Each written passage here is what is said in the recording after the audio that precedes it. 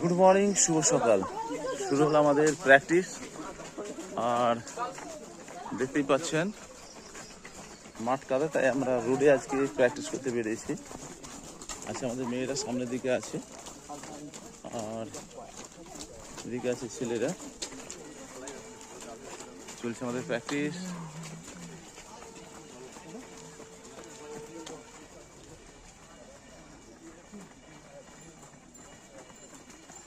শুরু হয়ে গেল আজকে আমাদের সকালে প্র্যাকটিস। আর এই মুহূর্তে আমরা বেরিয়ে পড়লাম রোডে।